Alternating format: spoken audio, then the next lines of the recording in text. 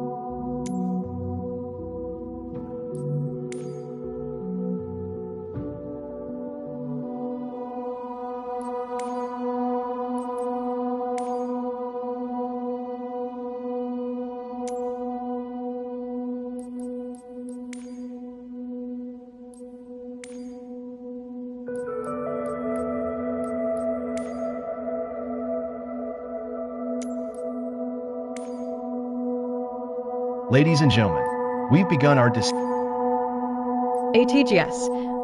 ATGS. Aviate, navigate, communicate. It's just Entering spray zone, guys. ATGS.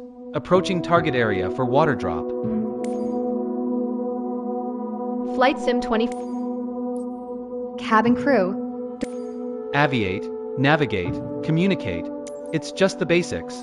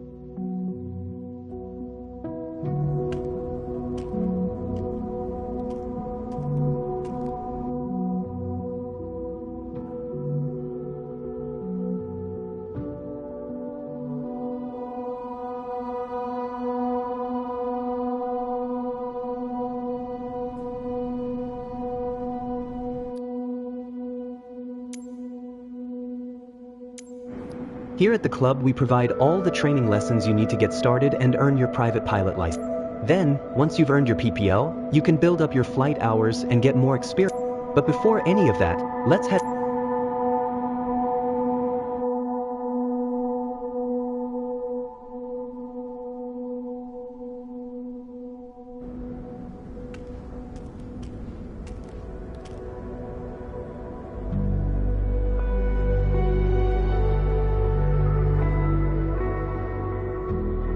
Welcome to the apron. This is where all our flying adventures begin. Why don't you walk around a bit while I finish the pre-flight preparations? Today we will be flying in a Cessna 172 Skyhawk. It's the main trainer airplane in our flight school. Our Cessna's got a glass cockpit and a 180 horsepower engine. Climbs well and is easy to fly. It's one sweet ride. I'm ready if you are, so hop in and buckle up. Let the good times roll.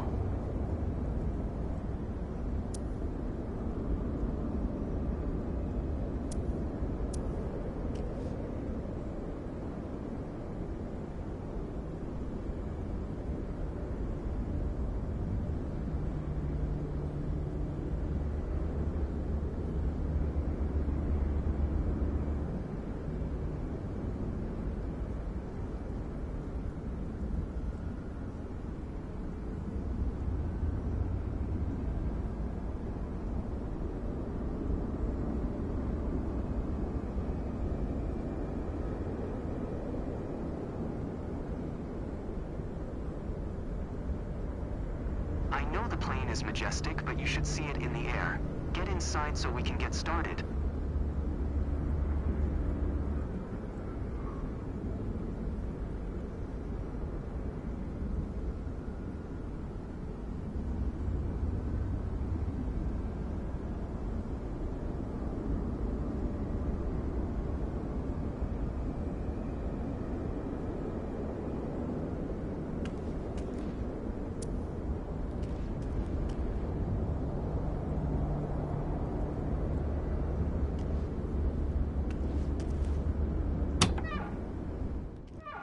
Welcome aboard.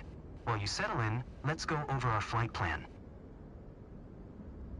After taking off, we will climb to 1,600 feet above sea level, and then fly over the airport to enjoy the view. Ready? Why don't you start the engine for us?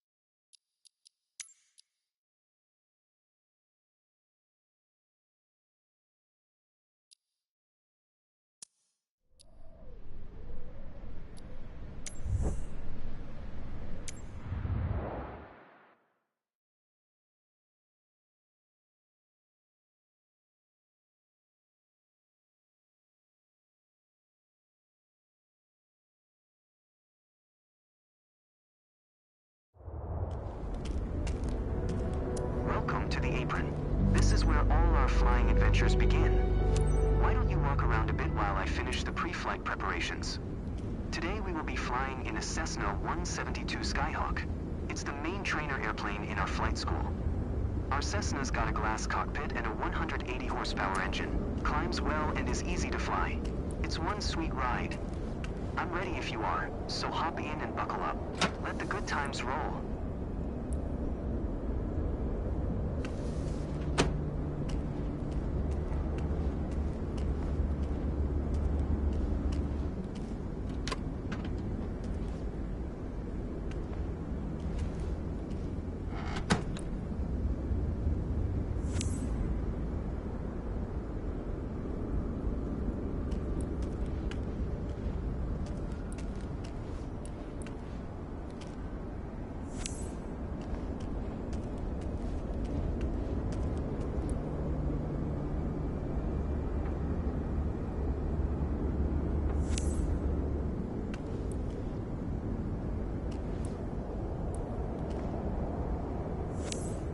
I know the plane is majestic, but you should see it in the air. Get inside so we can get started. Welcome aboard. While you settle in, let's go over our flight plan. After taking off, we will climb to 1,600 feet above sea level, and then fly over the airport to enjoy the view. Ready? Why don't you start the engine for us?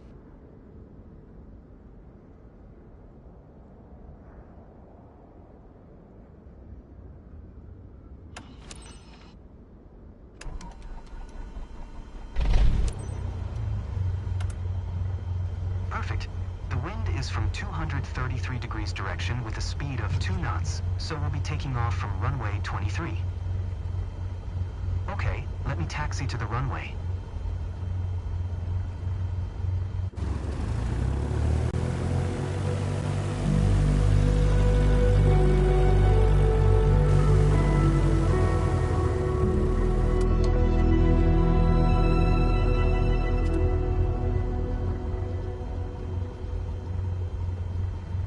Alright, now comes the fun part. After releasing the brakes and applying full power, we will speed up and take off once we reach 102 kilometers per hour airspeed. We will be climbing at 139 kilometers per hour, which is the recommended climbing speed for the Cessna Skyhawk. While climbing, we will follow a left-hand traffic pattern and make 2 turns. Don't worry if it sounds overwhelming, I am here to help. Release the parking brakes, otherwise we're not going anywhere.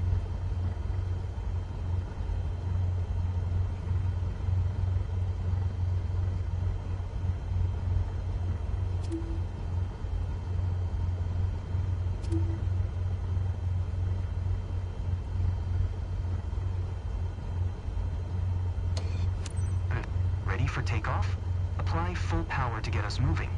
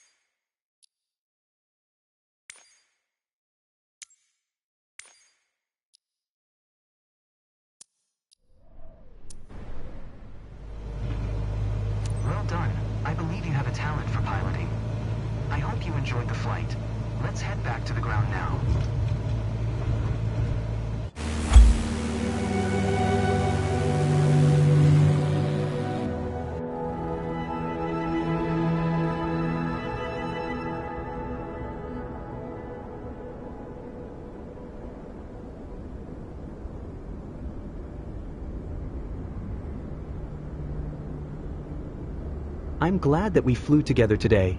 This might be the first chapter in your pilot's journey, if you want to embark on it. Let's catch up at our headquarters.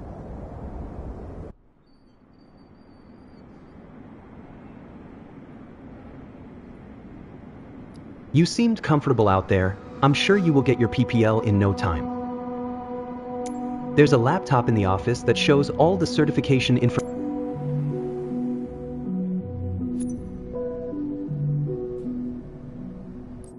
Here you can see all the different certifications you can pass throughout your career. Your first step is to work towards your private pilot license.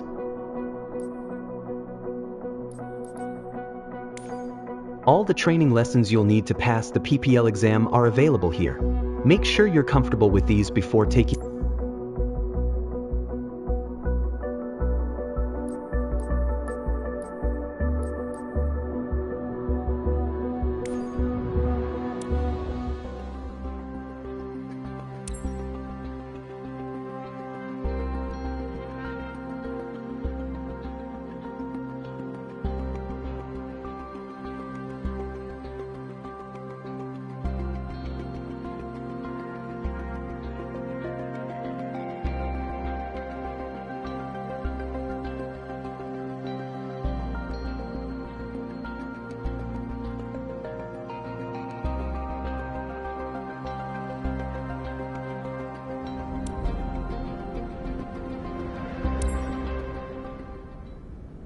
Welcome to Sedona.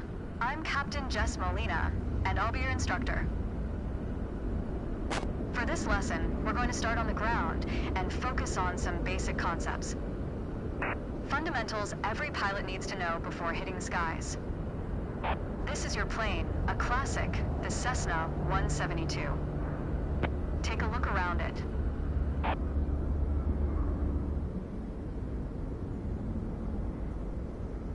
In the simulator, anytime you want, you can easily switch to cursor mode. The cursor is handy for interacting with menus and cockpit controls or instruments. As you can see, activating the cursor also displays the toolbar at the top of the screen. The toolbar is a quick access menu that allows you to control various aspects of the simulation. Try to find and open the controls panel.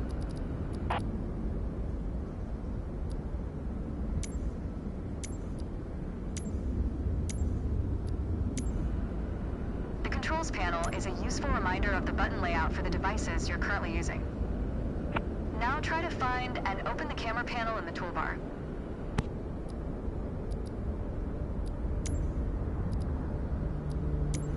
The camera panel allows you to access the various views and camera modes of the simulation. Go ahead and close all the panels for now. Right now, we are in the external view mode. Let's switch to cockpit view next.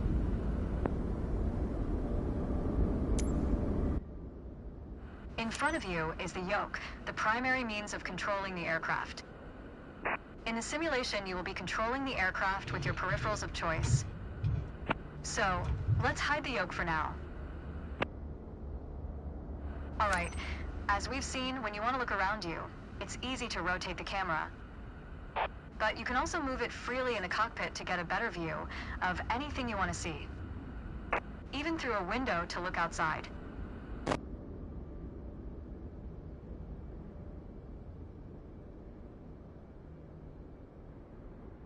Now, reset the camera to its original position. Alright, that covers all the main camera functions available in the simulation. Try to familiarize yourself with them a bit more, then reset the camera to its original position whenever you're done.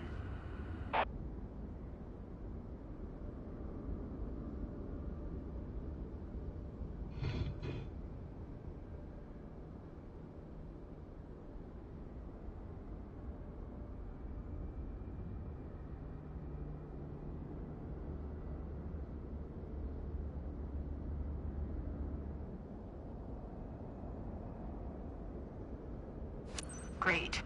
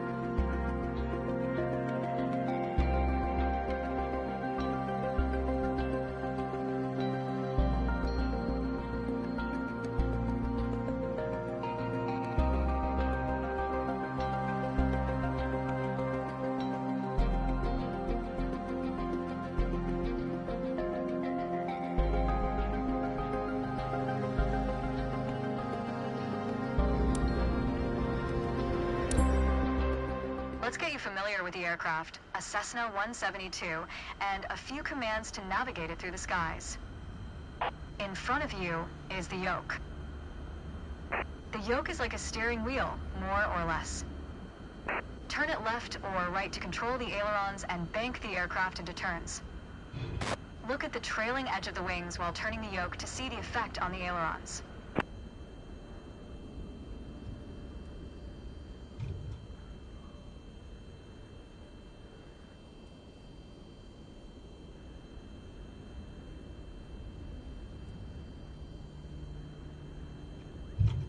Okay. Now, the difference between the yoke and a steering wheel is you can pull or push on the yoke. This controls the elevator at the back of the aircraft to make it climb or descend. Look at the horizontal stabilizer. While you pull on the yoke, you can see how it affects the elevator. Nice. Down at your feet are the rudder pedals. They steer the aircraft when you're on the ground. The upper part of the pedals also control your brakes. In the air, they control the rudder at the end of the vertical stabilizer to yaw the aircraft. This is mostly for small corrections. For coordinating turns or compensating for a plane's tendency to pull left during takeoffs and climbs. Look at the vertical tail while operating the pedals to see the effect on the rudder. Great. Last but not least, the throttle is located near the center of the cockpit. Pushing forward will increase power, pulling back will decrease power. First, look at the throttle and select it. Keep it selected and push it forward to increase power. Power is increased. Now pull it back to decrease power. Power is decreased. Now we'll do the same without focusing on it. Deselect the throttle. Look away from the throttle and increase power. Set your throttle to idle. Excellent. When the engine is on, you'll be able to see the power change on your RPM indicator. You will find it on your PFD screen in the top left corner.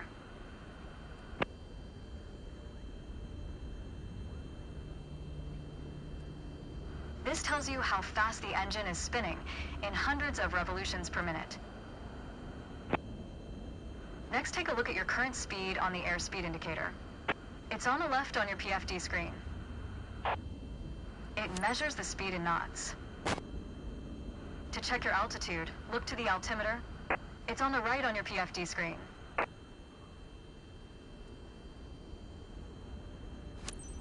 Not all aircraft have integrated screens with all this information. A lot of them rely on analog instruments.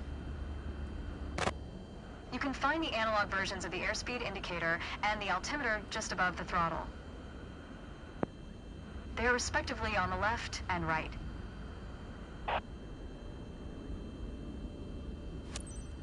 The analog altimeter has 3 hands similar to a clock. The long, thick pointer indicates 100-foot intervals. The short, thick one is 1,000-foot intervals, and the long, thin one counts 10,000-foot intervals. That's all for today. Next time, we'll see how it feels in the air.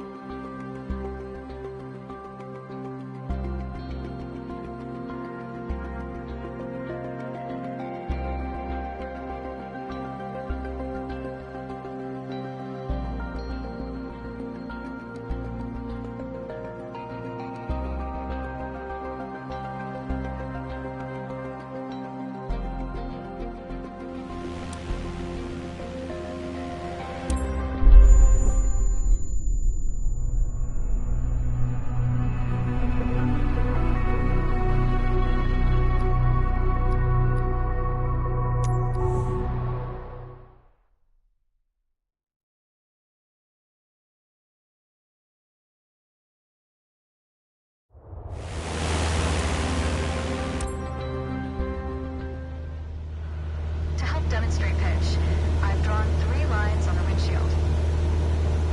Notice how the middle line matches the horizon while we're flying level? This is the cruise attitude. The lower dotted line is the climb attitude, and the upper one is the descent attitude. Let's dig deeper into what that means. Pull back gently on the yoke until the climb attitude line matches the horizon. Then maintain that attitude.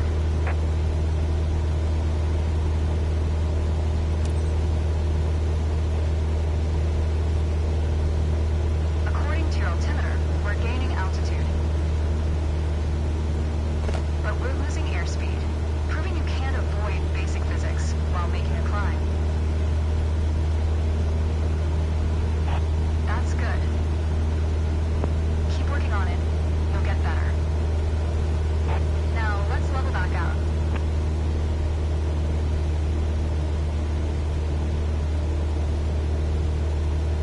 Our speed is increasing and our altitude is stable. That's good. That's okay. Push gently on the yoke until the descent attitude line matches the horizon. Then maintain that attitude.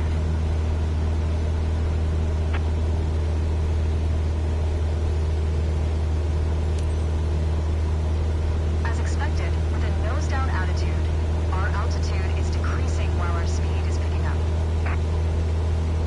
Great. That's good. Keep working on it. You'll get better. Okay, bring us back to level flight. Now your speed is decreasing and your altitude is stable. That's okay.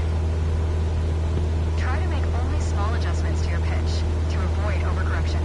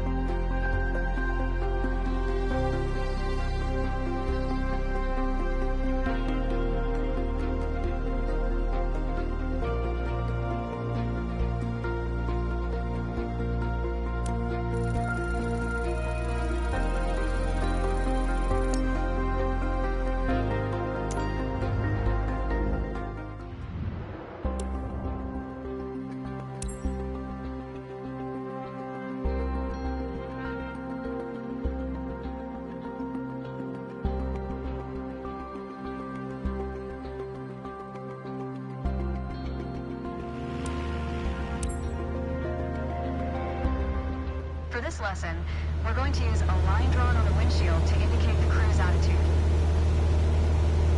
I've also added another dotted line to help you bank properly for left turns. Gently move the yoke to the left until the dotted line matches up with the horizon. Then maintain that bank.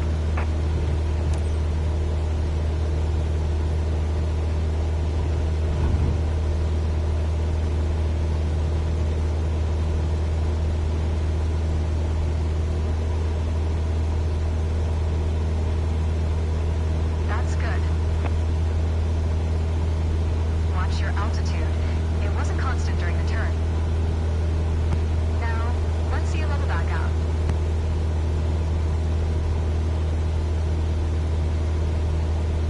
All right. For the next step, turning to the right, let's see how you do on your own without any markings. You can see a series of notches representing 10-degree increments on the attitude indicator part of your PFD. As a general rule, you always want to keep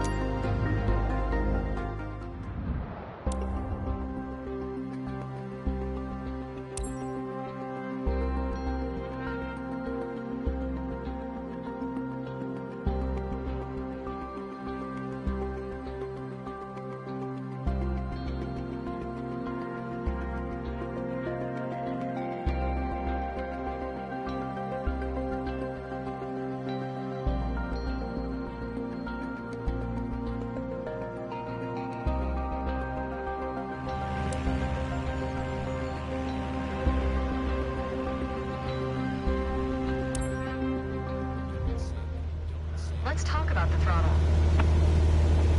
If you have the need for speed, then the throttle's for you. Full control over the power output of the engine. In the Cessna 172, that relates directly to the RPM displayed on the tachometer on the PFD. Pull back on the throttle to reduce RPM to 1800.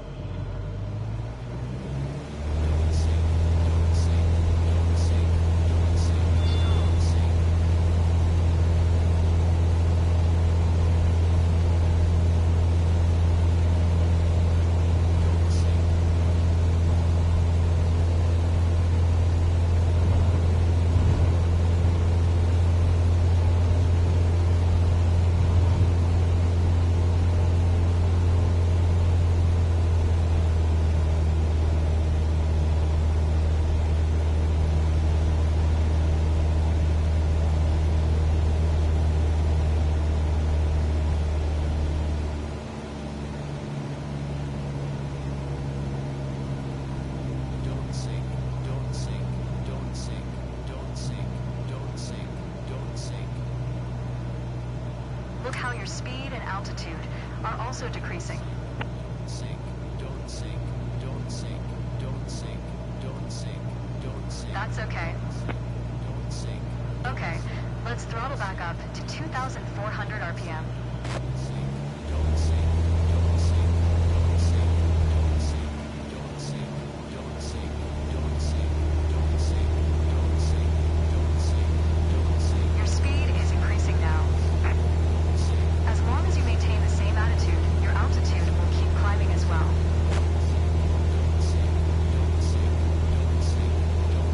That's good.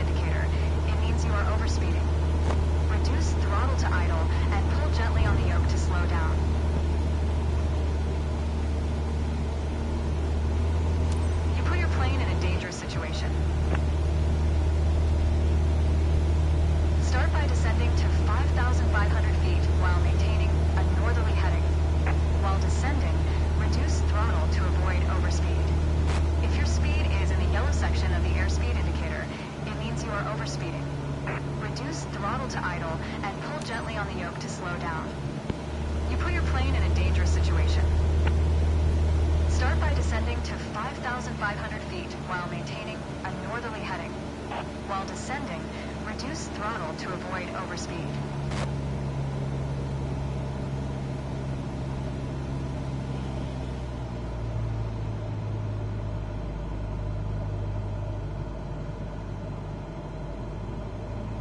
You put your plane in a dangerous situation. Start by descending to 5,500 feet while maintaining a northerly heading. While descending, reduce throttle to avoid overspeed.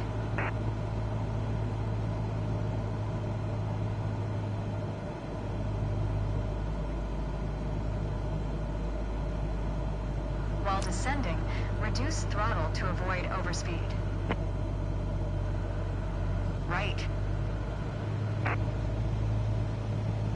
Now climb to 6,000 feet and turn to a south heading. On the Cessna 172, you need full power to climb effectively.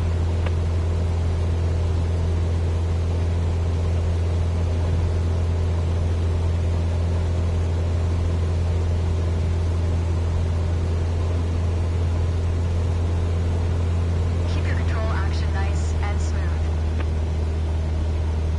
Now climb to 6,000 feet and turn to a south heading. On the Cessna 172, you need full power to climb effectively.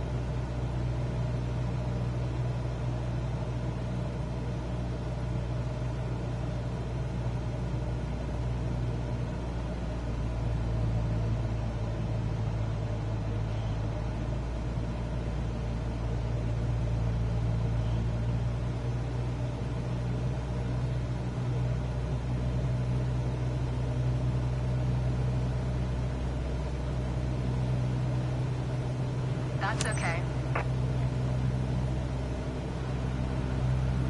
Review straight and level flight to better manage your speed and altitude. You did well, but you can do better.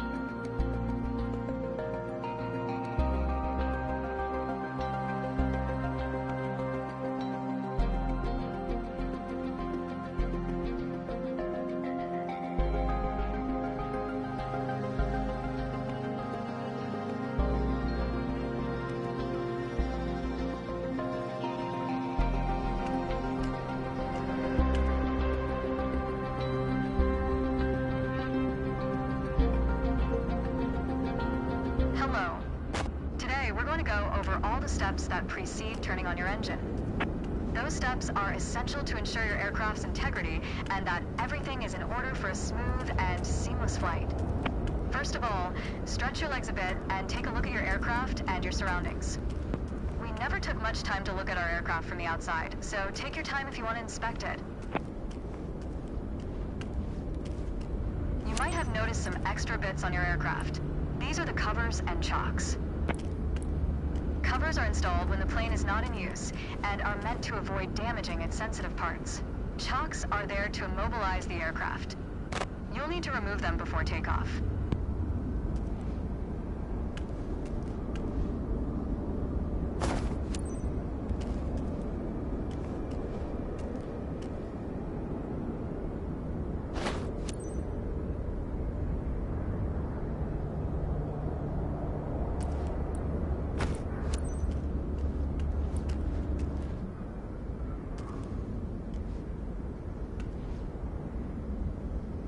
And we're done for the outside. Now that we're sure your aircraft is functional and ready to taxi, let's check the inside.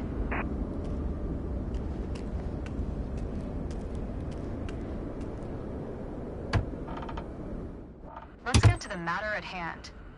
You've been given an EFB, also referred to as an electronic flight bag. It's a tablet that stores critical flight information and is the ideal tool to prepare your flight plans and enhance your piloting experience. Open it and take a look. Feel free to follow a quick guided tour of its features. The EFB features an interactive map, a flight plan editor, aircraft and current flight information, a nav log as well as fuel and payload options. The EFB has plenty to offer, but if you want to get directly into the action, you can turn it off after you finish the quick tour.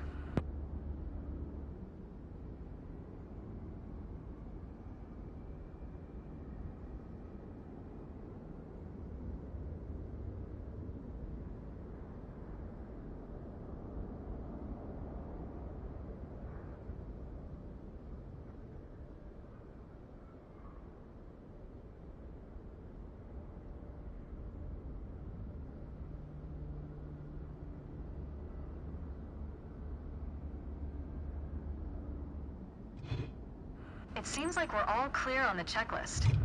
Now start this pretty bird up.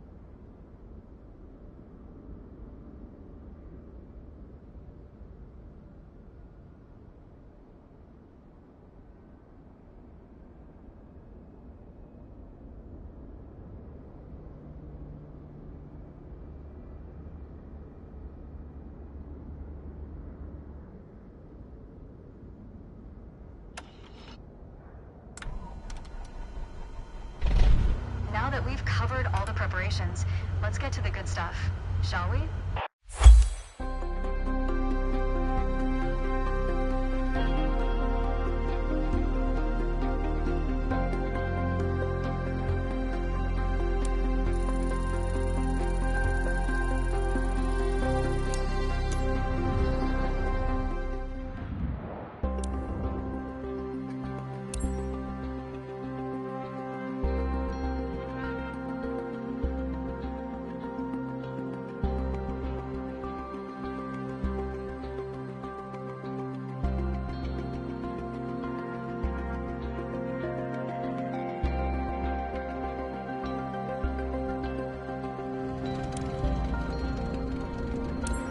Let's take a moment to talk about taxiing.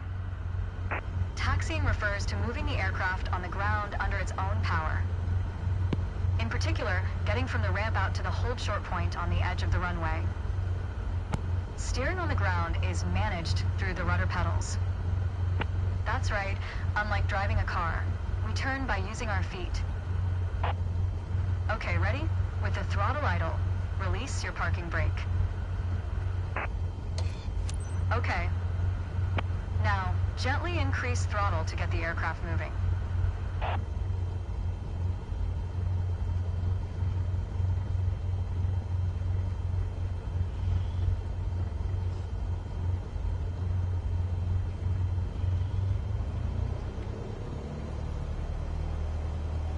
Go easy on your throttle. Use your rudder pedal to turn left and enter the taxiway. Increase throttle to gain forward momentum, and then reduce RPM accordingly to match a fast walking speed while taxiing. Now, test the brakes.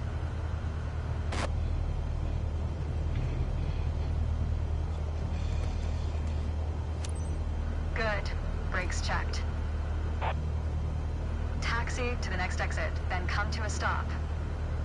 Remember to control your speed with throttle and brakes. See the crossing in front of us. Stop before it, as if traffic was coming off the runway.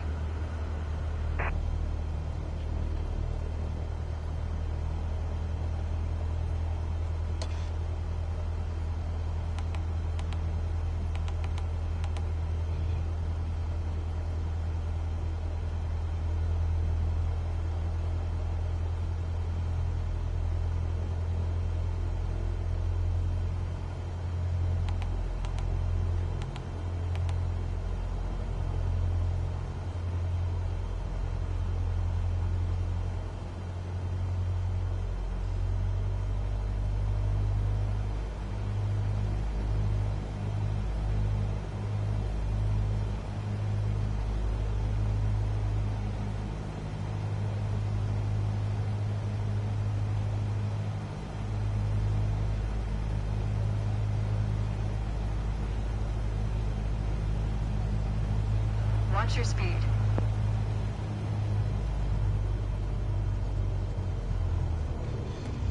Watch your speed.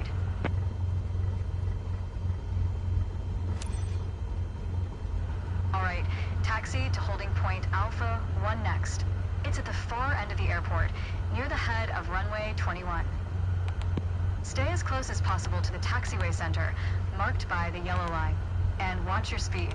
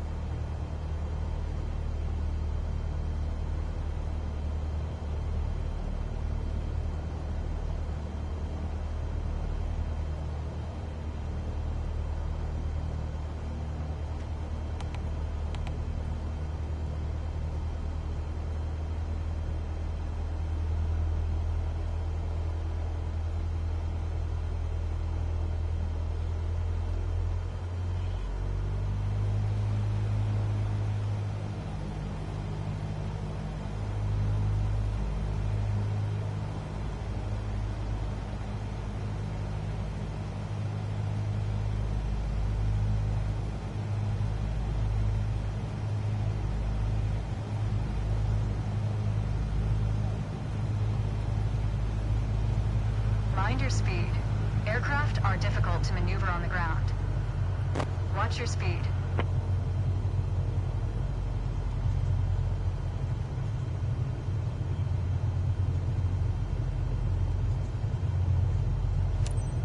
After the right turn, come to a stop before the hold short point, in prep for takeoff.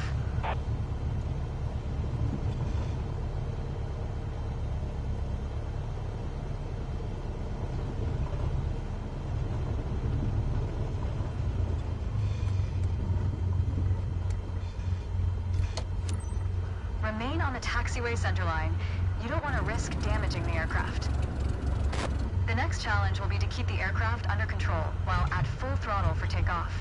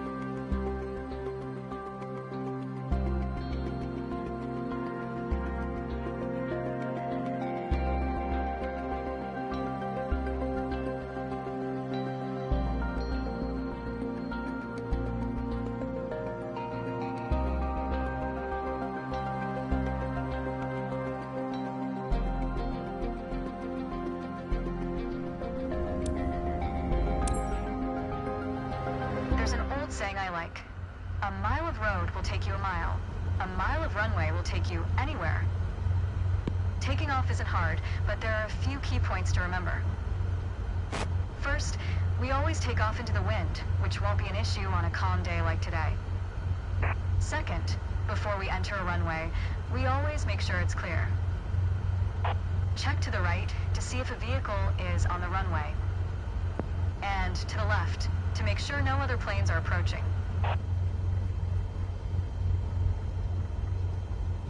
Runway numbers are not arbitrary. Each number matches the first two number of the runway's compass bearing, rounded to the nearest 10 degrees. For example, a runway orientated towards the north would be number 36, which is 360 degrees on a compass. Everything looks good, no cross traffic. Go ahead and taxi into position. Now slowly taxi onto the runway and align the plane with the center line. Then stop your plane just after the number 21.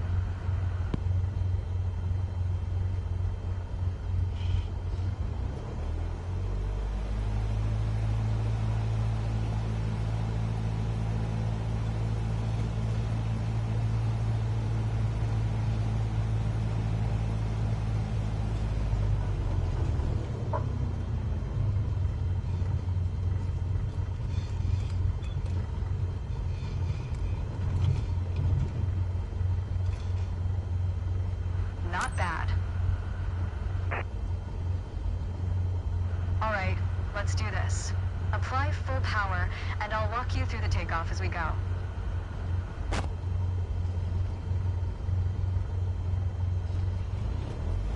Use your rudder to stay on the center line, and keep pushing power until you reach 55 knots.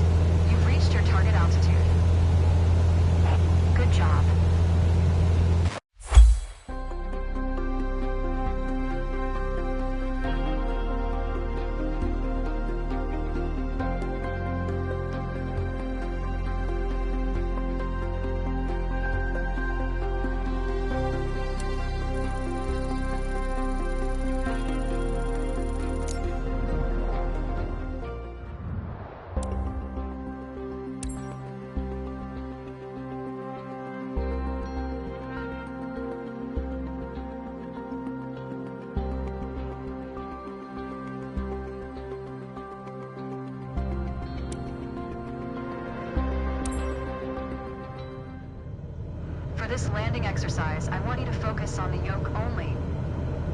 We're close enough to the runway to land safely without adding any throttle.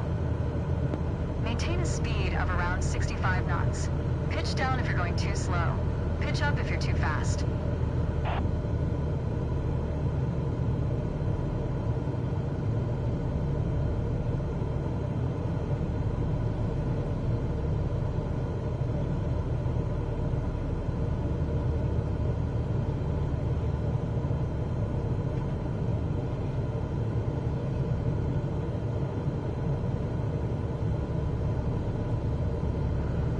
speed at 65 knots.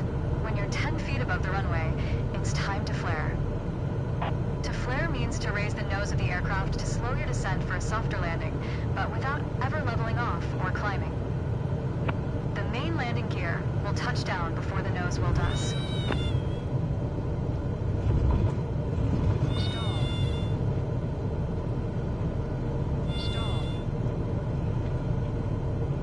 We're coming up on flare height. Now, focus on the end of the runway and pull back slightly on the yoke to aim the nose just above it.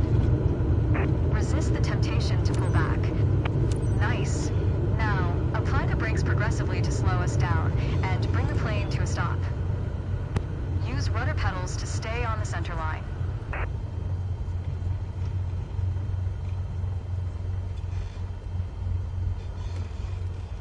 Well done, but there's room for improvement. Keep in mind that approaching the runway at the right speed is key to a good landing.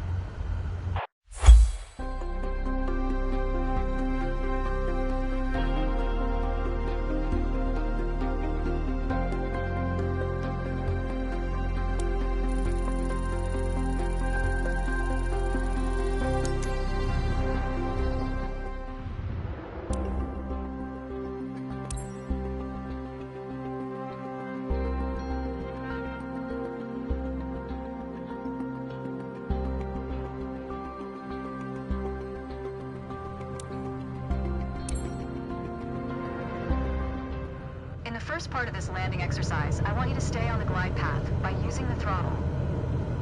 You can make small corrections with the yoke to stay aligned with the runway. Smooth action on the throttle is key for remaining on the correct glide path. If you find yourself too high, reduce your power.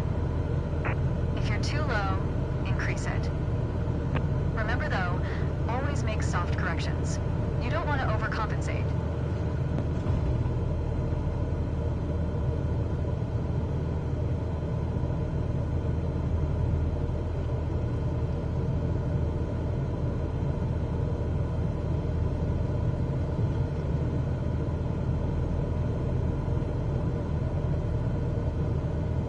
Now you can use the elevator to land.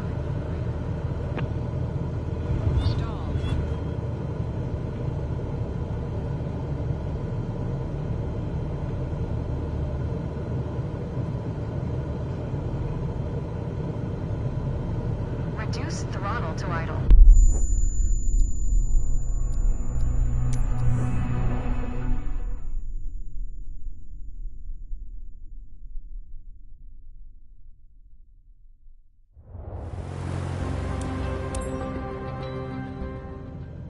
In the first part of this landing exercise, I want you to stay on the glide path by using the throttle. You can make small corrections with the yoke to stay aligned with the runway. Smooth action on the throttle is key for remaining on the correct glide path. If you find yourself too high, reduce your power. If you're too low, increase it. Remember though, always make soft corrections. You don't want to overcompensate.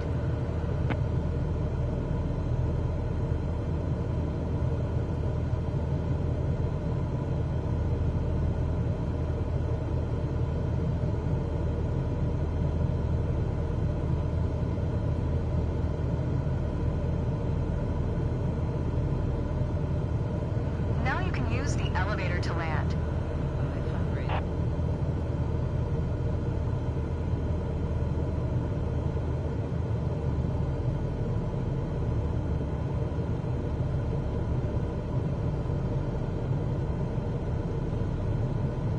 Reduce throttle to idle. Now, focus on the end of the runway and pull back slightly on the yoke to aim the nose just above it. Nice. Now, apply the brakes to slow us down and bring the plane to a stop.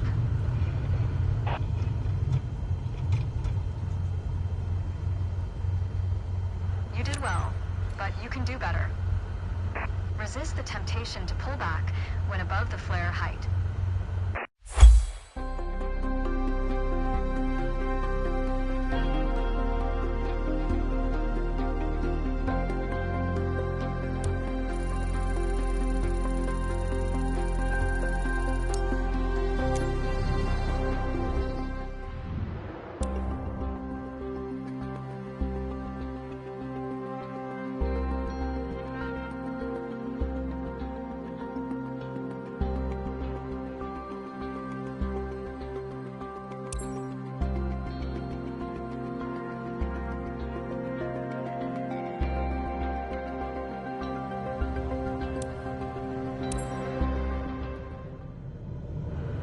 first instructor used to say, the best part of flying is landing in one piece. Today, you're in charge of bringing us in for a safe landing. And I've already set us up in landing configuration at 65 knots with 20 degrees of flaps. Keep your aim point on the runway threshold. When you're 10 feet above the runway, it's time to flare.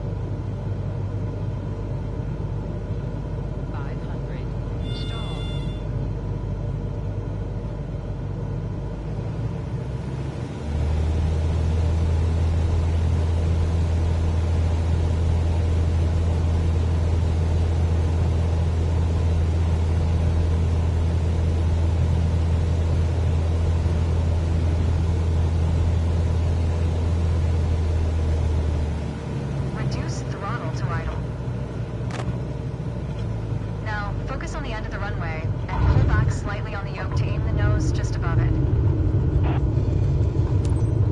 Nice. Now, apply the brakes progressively to slow us down and bring the plane to a stop. Use rudder pedals to stay on the center line.